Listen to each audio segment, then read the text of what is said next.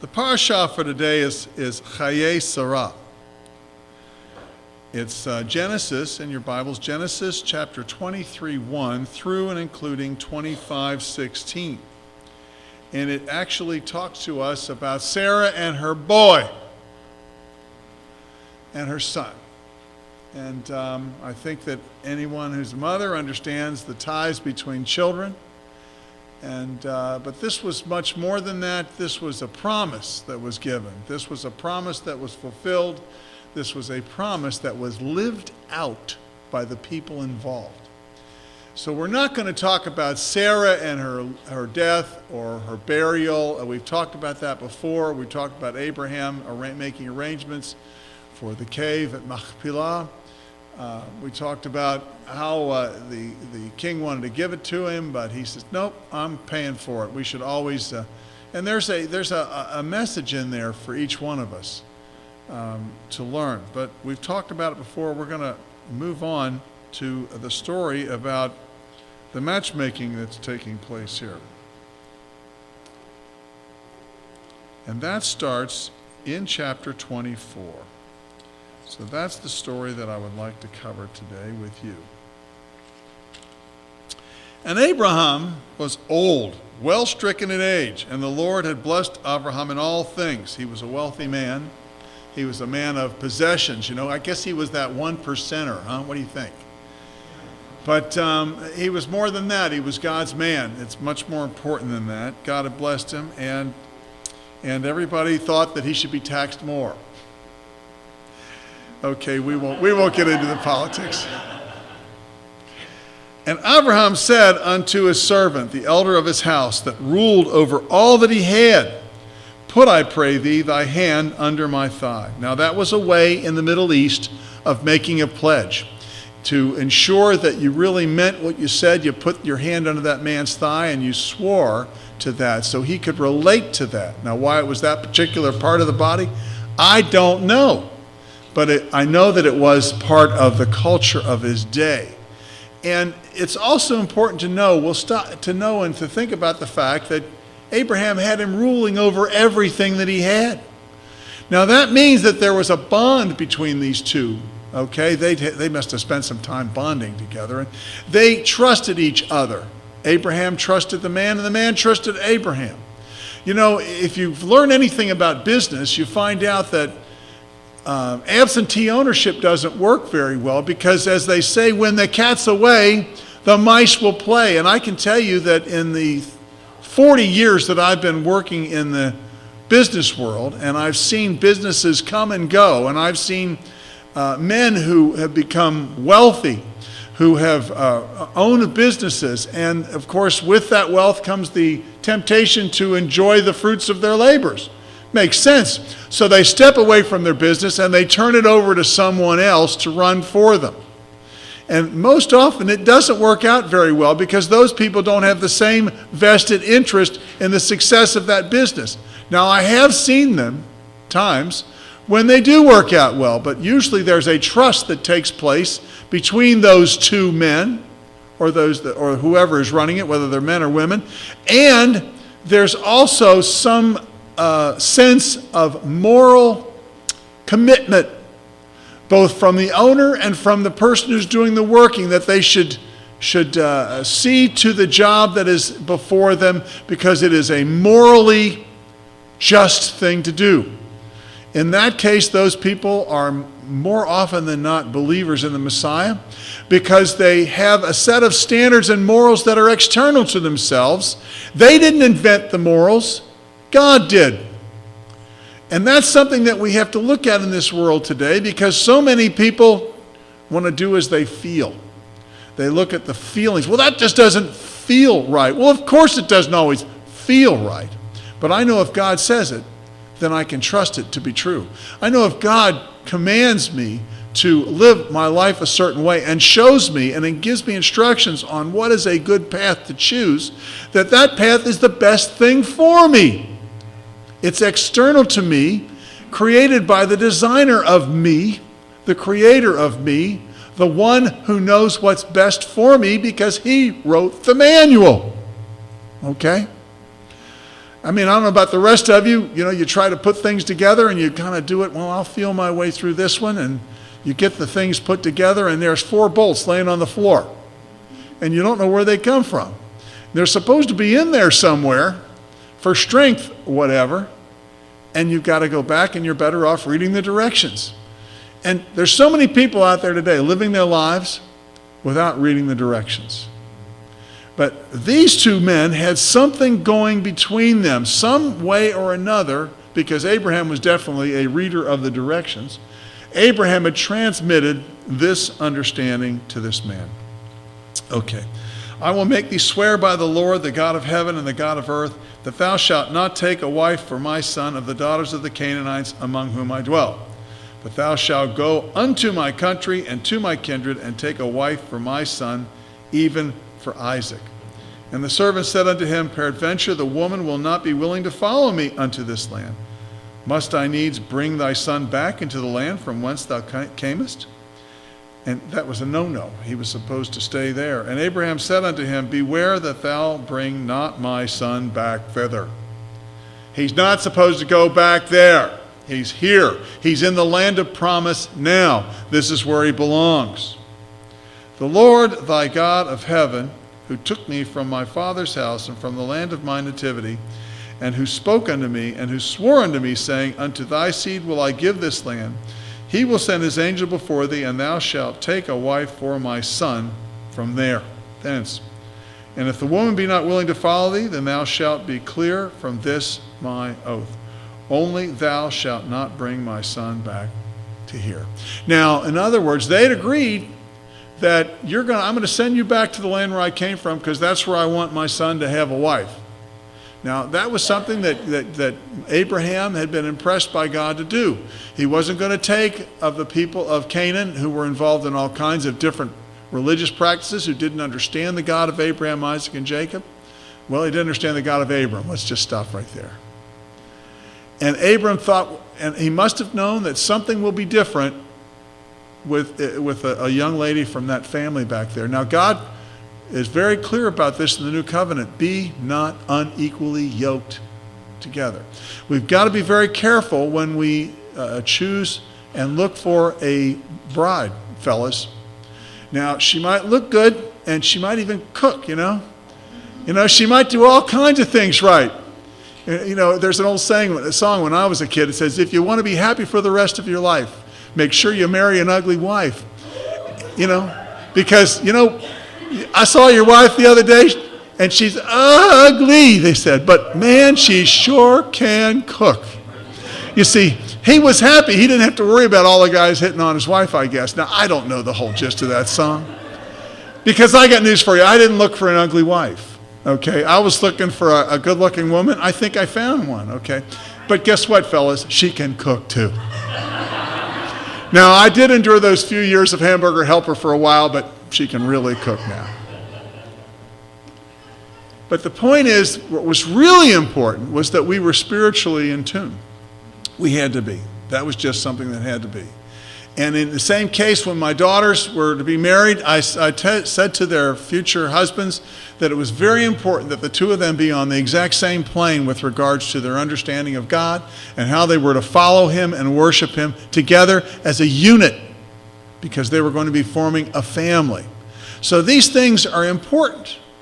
And a lot of people look past that. I remember as a new believer, and I would go to the Messianic congregation in Cincinnati. It was Beth Messiah, and there were a whole lot of single fellas there. And I heard one of them say to the other, when that date him and save him doesn't work.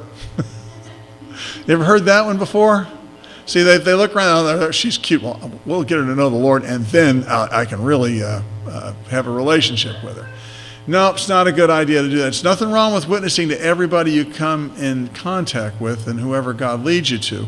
But when you go out looking for a person to marry, it's important that the two of you are on the same wavelength with regards to God.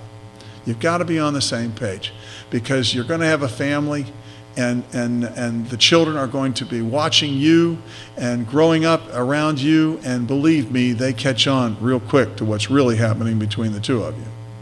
Spiritually. Okay. So at any rate, we know that this servant went, got a whole bunch of stuff, because after all, he wants to bring gifts to the future bride and her family, because he's going to be taking her away, remember. So he's got to somehow replace her absence with some stuff. People do it that way. And so he took all this stuff and he went to the land. And he wasn't sure what to do.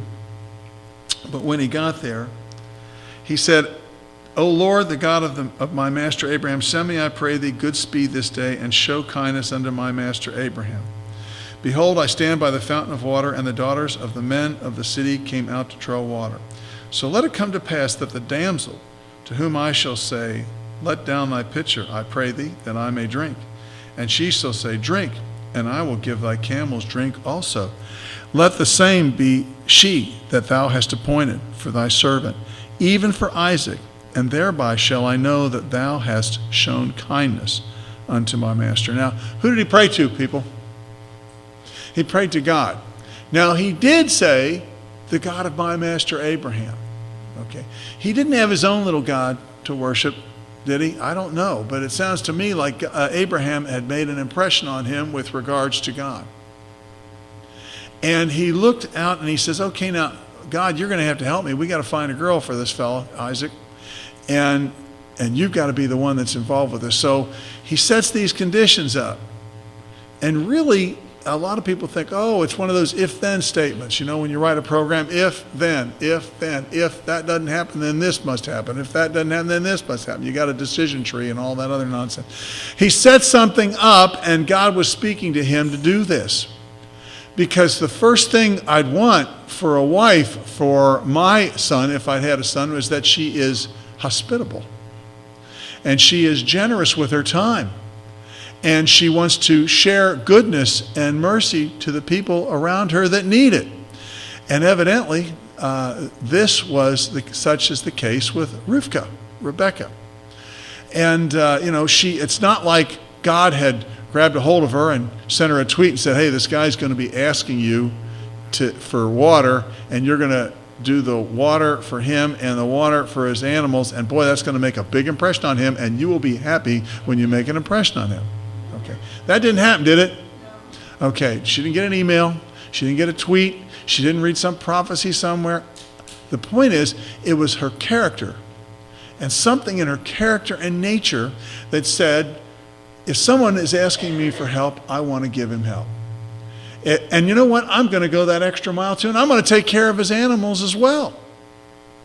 And that's pretty good. And hey, Eureka, the servant says, I found, and it came to pass before he had done speaking that behold, Rebekah came out, who was born to Bethuel, the son of Milcah, wife of Nahor, Avraham's brother, with her pitcher upon her shoulder. And the damsel was very fair to look upon, a virgin, neither had any man known her. And she went down to the fountain and filled her pitcher and came up. And I believe it says Alma there too, by the way. And the servant ran to meet her and said, give me to drink. There's a reason I said that. If you're not aware of Alma, Alma is often interpreted as being young woman. And this translation, this is a Jewish translation. This isn't even a Messianic Jewish translation. It's a Jewish translation. And they said virgin for Alma. And the servant ran to meet her and said, give me to drink, I pray thee, a little water of thy pitcher. And she said, well, drink, my Lord. And she hastened and let down her pitcher upon her hand and gave him to drink.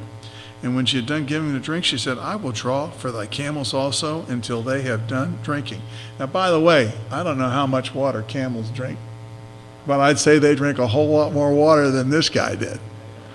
And I'd say it was a whole lot more work. And yet she voluntarily offered herself to be a servant. I didn't hear her say, hey, for $10, I will. Hey, for that little shiny thing on their camel over there, I will. She just said, hey, I'm ready to do it. I'm ready to be your servant. And she hastened, emptied her pitcher into the trough, ran again until the well to draw, and drew for all his camels. And the man looked steadfastly at her, holding his peace, to know whether the Lord had made his journey prosperous or not. And it came to pass, the camels had done drinking, that the man took a golden ring of half a shekel weight, and 2 bracelets for her hands of 10 shekels weight of gold, and said, whose daughter art thou? Tell me, I pray thee, is there room in thy father's house for us to lodge in? And she said unto him, I am the daughter of Bethuel, the son of Milcah, whom she bore unto Nahor. She said moreover unto him, We have both straw and provender enough, and room to lodge in. And the man bowed his head and prostrated himself before who? Thank you. That's all in caps. Yud, He, Vav, He. And he said, Blessed be the Lord, the God of my master Abraham, who hath not forsaken his mercy and his truth towards his master. As for me, the Lord hath led me in the way to the house of my master's brethren. And the damsel ran and told her mother's house according to these words. According to these words. Hey, I don't know about you, but I think this is pretty impressive. God led him right to the girl that had to be. I mean, everything was fulfilled. Even to the fact that it was from Abraham's family. It wasn't a real close relationship, but it was close enough. And he was not necessarily surprised, but certainly very grateful. And he prostrated himself on his face before the living God. And he thanked God. By the way, that's a pretty, what's the word I'm looking for? I think they call that, if I were to say anything, it's kind of worship to the max. He didn't respectfully fall on one knee. He didn't bow his head in prayer. He fell on his face. He fell on his face to show utmost respect. And by the way, there were other people were here. Matter of fact, he'd been talking to Rebecca. He didn't sit there and say, God, am I going to be making a fool out of myself? This might look really silly. He didn't do that. He just went down because that's how impressed he was with the God of Israel. That's how impressed he was with the details that God manages to get completed. I mean, we're not just talking about a general fulfillment. Okay, we got a girl and she got the water. But all the way down to her family and where she was from, and it gets better than that. Because we find out later that she's perfectly willing to go. She's perfectly willing to go. I remember my wife told me she knew she loved me because I was wonderful and good looking. No. She told me once that she knew she loved me because if I asked her to move with me anywhere I had to go, she was going. That stuck in here. She probably forgets what I just said. You remember saying that? She did. Because there were other guys that asked her to go places and she didn't go with them.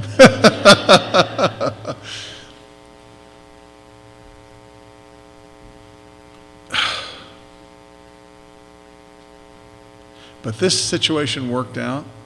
The gifts were exchanged, and Rebekah came back to be the wife of Isaac, to be in the promised line of Abraham and Isaac, and Jacob was her son. Jacob was one of her sons. Esau was one, Jacob was the other. But it's the other part that I do want to get to is the fact that poor Isaac was without his mom. It was time to get a wife for him. He was I guess maybe he was a mama's boy, but he kind of was attracted to Rebekah right away. That's another thing that God works out. I kind of like that too. Here comes the servant with Rebekah, and Isaac spotted her, and I think it was love. People say love at first sight doesn't exist. I guess it does, especially in this instance. But God is involved in our lives. I don't think people realize the depth that God is involved in our lives. And it's not to the fact that he's making you do everything you do, but he is involved, influencing, and revealing. Now you're saying to yourselves right now, I don't know where he's going with this story. Well, really what I'm more interested in this story, to be honest with you, is the relationship between Abraham and his servant. This was a man who had been witness to of the glory of the living God. And he had accepted him and honored him and recognized him in his relationship with Abraham. Now think about that for a minute. We all are supposed to be witnesses and testimony. of the living God.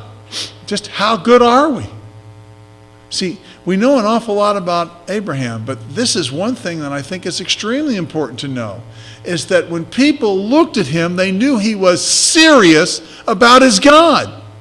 And they knew that this serious relationship with God produced results and made a difference in his life. And they saw that, and they were impressed by that. You know, later on we read about Lot and Abraham, and how Lot was taken captive, and how Abraham took his servants, and he went and rescued Lot. Did any of these fellows say, I ain't going? I don't even like Lot. They followed Abraham. You know why they followed him? Because they knew they'd be successful, because guess what? There was something else that went with Abraham wherever he went. And whatever he did, and whatever he put his mind to, and that was the living God. And it wasn't because God was with him, it was because he was with God.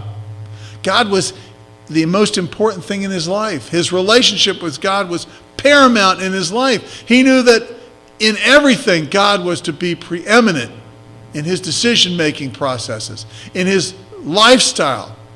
You know, there's an organization that my daughters participate in high school. It's called Youth for Christ. And they talk about raising children.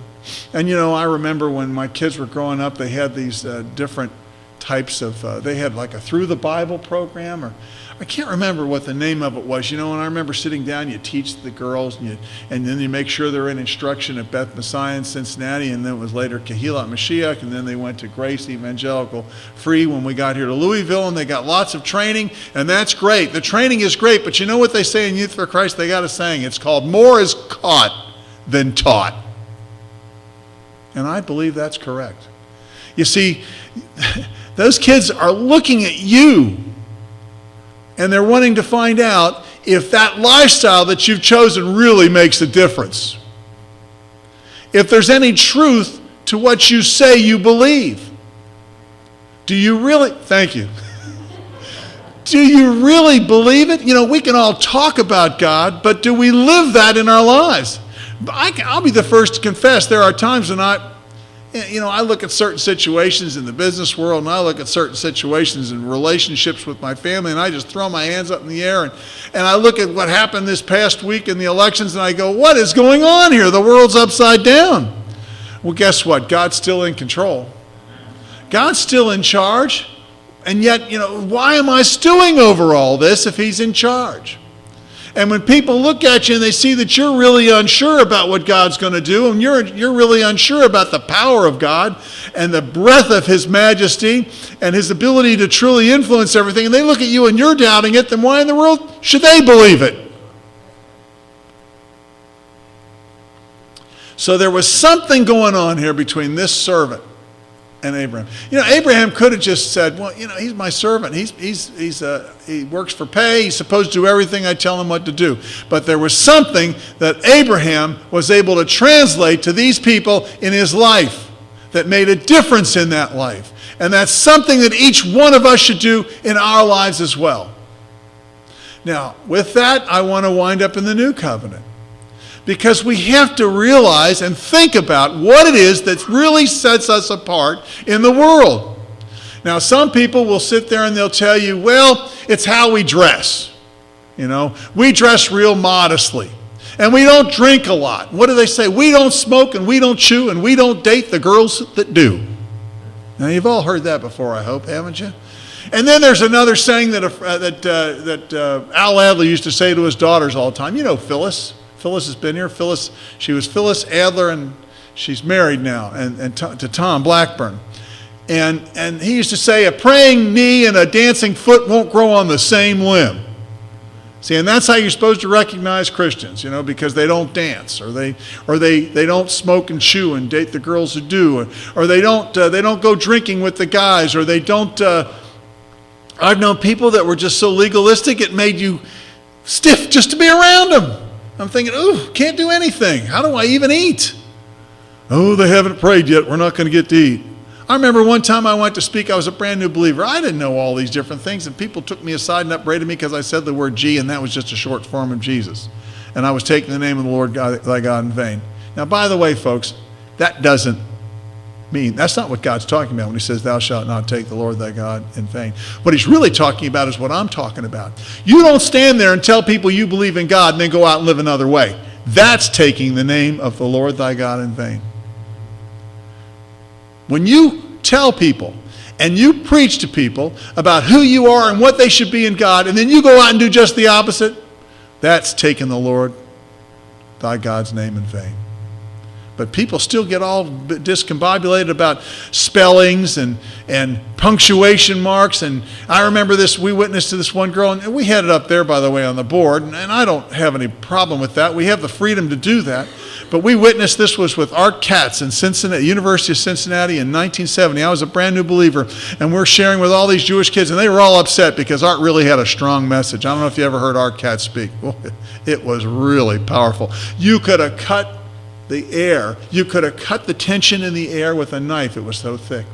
And this girl standing there, and she's saying, you're nuts. She said, I spell God G-D. Well, what's that got to do with anything? Does that mean that she knows God? Does that mean she has a spiritual walk with God? Because she didn't. She didn't know the Lord. She didn't know Yeshua was the promised Messiah. She didn't worship him and know him. But by goodness, because she spelled God G-D, she was a good Jew. I took exception to that. There's a whole lot of things that we're supposed to do that make us good Christians, that make us good followers of the Messiah, Yeshua, that people are supposed to look and identify. You know, oh yeah, they're doing all the right things. That's not what the Bible says. It's not. If you have your Bibles with me, let's turn to Yochanan, John, chapter 13. Boy, I didn't know I echoed so much. How about that? John chapter 13, verse 35. I give you a new commandment. How about that? We've got 11. I give you a new commandment, that you love one another, just as I have loved you. So also you must love one another. Boy, but then he says the kicker. By this,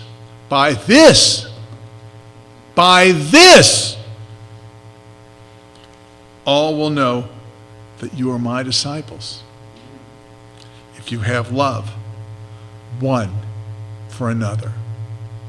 Boy, I'll tell you, that kind of takes the sails out of all the clothes that you're supposed to wear and the food that you're supposed to eat and the places you're supposed to go or not go. That you love one another just like I've loved you. Boy, folks, that's a whole lot different than what we think love is. There's 4 loves. I have a tape at home of C.S. Lewis discussing the 4 loves. There's Storegay, Eros, Phileo. Greek's great, and it has 4 different names for love. We just say love, and it means who knows what. I love music. Oh, really? You're going to marry it? I love Swedish meatballs. You can't marry them or live with them either. So, but it says Storegay, Eros, Phileo, and Agapeo. Now, Storegay is kind of like the love for your pet. You can love your dog. There's nothing wrong with loving pets, but you don't love people the way you love pets, I hope. I remember there's a Jewish commentator on the radio, and he calls up. He's not a believer, but I love him. He's great, and he calls up and asks people to say, okay, there's a person in the pool, and a dog. Your dog just fell in the water. Who are you going to jump in and save? You know, a lot of people called up and said, my dog first. I couldn't believe it. And then after Storegay, there's Phileo. That's brotherly love. You know, Philadelphia was named after that. Phileo, that's a brotherly love. That's the way that Peter answered Yeshua when Yeshua said, you know, take care of my flock. And then he said, do you love me? And he'd say, do you love me, agape? And Peter would come back, well, I love you, Phileo. At least Peter was trying to be honest with himself, because if you remember, he had denied the Lord 3 times when he said he'd never turn against him. So Peter was a little more circumspect of his words. Then there's eros, which is a sexual love, which we understand and know. And then there's agapeo, and that's God's love. And God's love is a self-sacrificing love. It's a complete love. It's a perfect love. And folks, the only place we get that love is from God. I don't believe it's something, now this is my personal belief, is that I don't believe this is anything that we can manufacture. It's not something that grows up in each one of us. It's something that God gives us. It's a gift from God that we can learn how to love our brothers and sisters in the Lord. That we can learn how to let the world see that this love is just reigning in our midst. And when people see that, they know that Yeshua really came, that he really was crucified, buried, and resurrected, because we are his living disciples and we believe in a living Lord. And they see that and they go, wow, there's got to be something different. I even know a Jewish kid that was a friend with my brother. And during the 70s, there were all these communes. Well, there were even Christian communes. And he got around all these people, and he thought he was a believer in the Messiah because he was so impressed with the love that they had one for another. Now, unfortunately, he came back to Cincinnati, and they got an anti-missionary rabbi with him, and he recanted that he was a believer in Messiah. But it's my understanding, and I believe this strongly, that he was never born again in the first place. You see, he didn't have that circumcision in the heart. But people can be impressed by that love. It's our job to express to them what it is they're seeing so they know and can understand the Messiah and accept them into their hearts. And then God takes care of everything from that point in time. And this hadn't happened to them. But he was impressed with the love. But I don't want to be just impressed with the love. I want to know the one who they're following. And they didn't want to do, and he didn't want to do that. But that's our job. We're told to what? What does it say? It says, make disciples of men. Everybody. And they're going to recognize us as his disciples when they see the love that we have one for another. That's how one of the biggest ways they recognize that we're really who we say we are. I heard one time Chuck Swindoll, he wrote a poem. I wish I could remember it. I think it went something like this. It said, "Oh, to dwell above in heaven with the saints, that'll be glory. But to dwell below with the saints, that's another story." And then you see all these, you see sometimes these churches splits, and it just wounds my heart. I've been part of it. It's terrible. It's something that you don't want to ever see again, and you'll never, ever participate in again. And I see all these different doctrinal differences, and I see people getting all hot under the collar and arguing about it, and I'm thinking, I'm not breaking fellowship with them or that. We don't have to agree on that. When we get to heaven, I'll find out that he was wrong and I was right. Actually, what's going to happen when we get to heaven is we'll find out we were all wrong and Yeshua was right. But do we love? Do we really love? Then a little farther down in 15:12, he repeats it. Whenever the Lord starts repeating things, you've got to take him seriously. And in 15:12 he says, "This is my commandment," in the same book now, this isn't from another book, "that you love one another just as I have loved you. No one has greater love than this, that he laid down his life for his friends. You are my friends if you do what I command you." Do you want to be one of Yeshua's friends? To them gave you the power to become the children of God, but do you want to be one of his friends? Wow. Wow. Love him. I command you to love each other. And we need to follow that commandment. I'll get around to it someday. I'll get around. I remember as a brand new believer, there was this one person, and I just did not like being around them. And of course I was new, so I was going through. God was just, he didn't kind of, when God wants to teach me, he just kind of throws me into the mess, and I got to figure it out fast and listen to him. And I looked at this person, and she just drove me nuts, and I didn't like her. And God said, and somebody told me, they were discipling me in a way, and they said, well, you have to pray for God's love for that person. And I thought, okay. And God gave me a love for that person. I didn't like her. I still didn't like her, but I loved her. I've had my lovely wife say to me sometimes, I don't like you very much today, but I do love you. I remember one time I was driving in a car and I had a boss and I could not stand him. He actually drove me to the brink in nerves and depression. And God said to me, I want you to pray for him. And I said, no, I am not praying for him. And then I thought, wait a minute, God talks to me a lot when I drive. I'm not a very good driver, am I? I was on I-75 in Tennessee, just in case you want to know, outside of Knoxville, headed to Lenore City. How about that? Anyway, I sat back and I said, did I just say no to God? Woo, that's not a good idea. So I started praying for that man, and God worked in his life. And he worked in my life, too, with regard to how I was to deal with him. 15:17, right a little farther down, 15:17. These things I command you so that you may love one another. My goodness, folks. Yeshua just said it 3 times in one chapter. Are we within a couple of chapters of each other? Are we going to take him seriously? And this is what I want to leave you with. 1 John 3:4. This is a great comfort to me and should be a great comfort to you. But once again, it talks to us about our walk in him and who we are in him. And do we recognize that? 1 John 3:14. 1 John chapter 3, verse 14.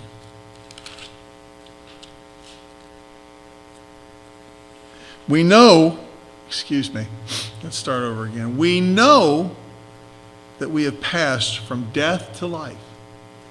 Okay? We know that we've passed from death to life because why, folks? Because we love our brethren. The one who does not love remains in death.